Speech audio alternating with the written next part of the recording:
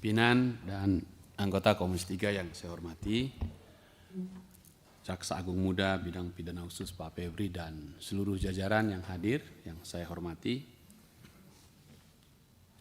Terima kasih untuk paparannya dan menjawab pertanyaan yang sudah disampaikan teman-teman atau Komisi 3 sebelumnya lalu didalami. Saya menggunakan dan akan terus mencatat tentang strategi peningkatan kinerja Jampitsus. Saya coba dalam-dalami pelan begitu. Rupanya memang strategi 6T ini pas menurut saya. Saya sepakat itu. 6T ini. Tepat memilih kasusnya, tepat memilih timnya, tepat konstruksi juridisnya, tepat strategi pengungkapannya, tepat tindakannya, dan tepat memilih momennya. Kalau boleh tambahlah 6T ini. Setelah 6T, baru 6T MH gitu. 6T tepat, maksimum hasilnya gitu.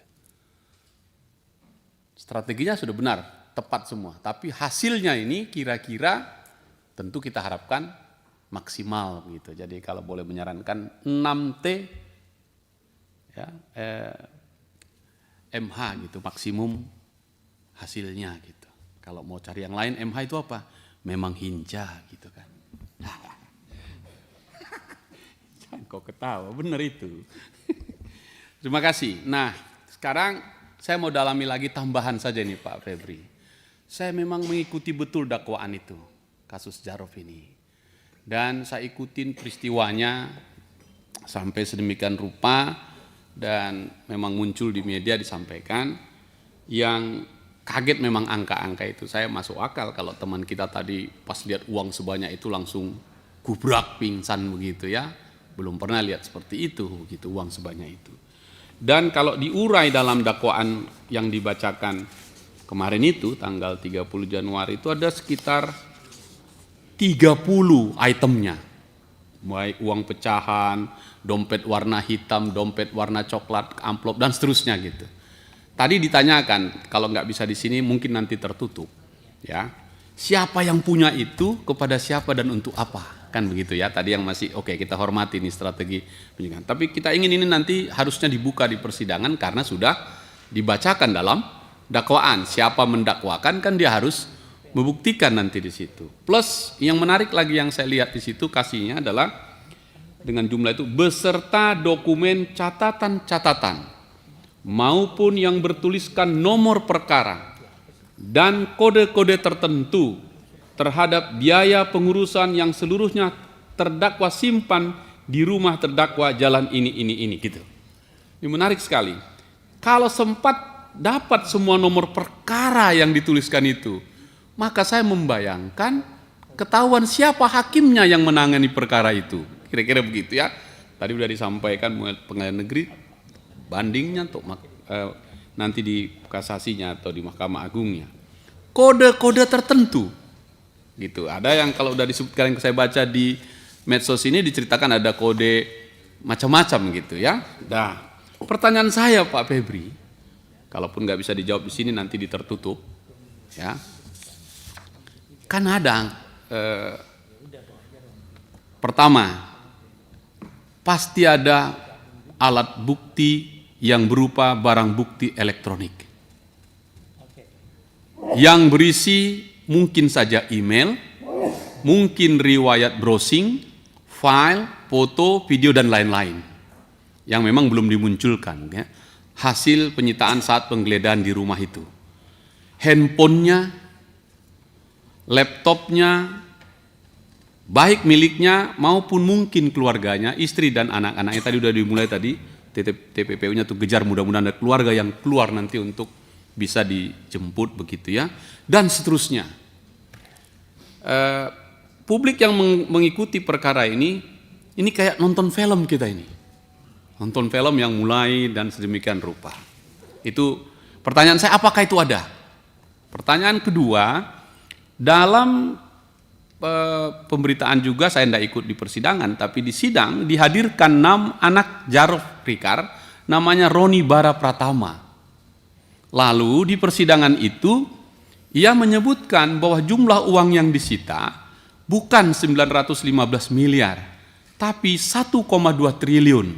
Tentu pertanyaan publik sederhana. Kalau begitu sisa yang 285 miliar itu kemana, kan begitu ya? Ini juga kan harus kita jawab. Karena itu kesaksian di dalam persidangan. Berikutnya, ini kaitannya nanti dengan strategi peningkatan ini. Saya mohon maaf ini, dan saya harus sedikit berpihak, karena sejak reformasi dulu saya aktif betul dengan soal kebebasan pers ini. Dan cukup lama di Dewan Pers kami bikin itu, bahkan ada kerjasama antara Dewan Pers dengan Kejaksaan Agung tentang perkara-perkara yang mengangkut pers. Saya tentang persnya ini.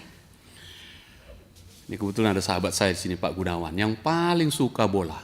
Saya ingin menggambarkan sepak bola ini.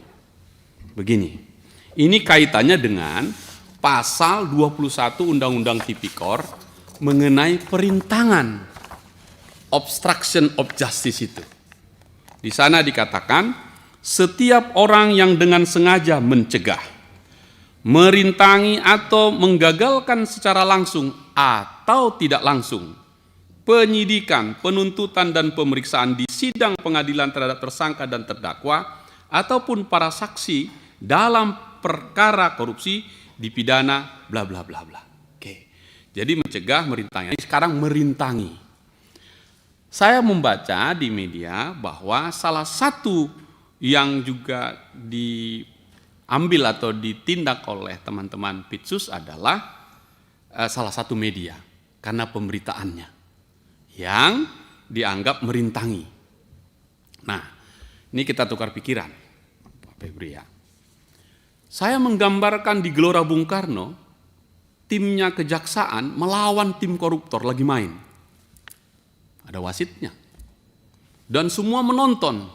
Penonton ada di tribun kiri, tribun kanan. Ada kamera TV, ada wartawan, banyak sekali menonton itu. Bahkan penonton sepak bola di Indonesia paling kreatif. Kalau timnya itu buruk, dia akan tekan dia.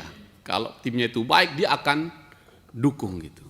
Seperti itu jugalah kejaksaan. Yang menggiring bola. Dia sayang pada timnya untuk mencetak gol itu. Tapi rasa-rasanya ini kok nggak benar operan bola kawan ini. Offside aja. Mulai goyang dia. Komentator bilang tuh, harusnya ditarik ke kiri nih. Dia ke sana dan seterusnya.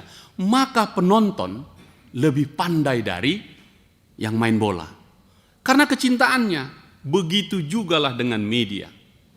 Dia membaca ini, dia mengikuti ini. Dan dia memberitakan. Dan ruang-ruang editorial, ruang-ruang pemberitaan, ruang-ruang yang lain, menurut pendapat saya, nggak akan mempengaruhi keteguhan anak-anak Jampitsus yang main bola itu untuk mencetak gol.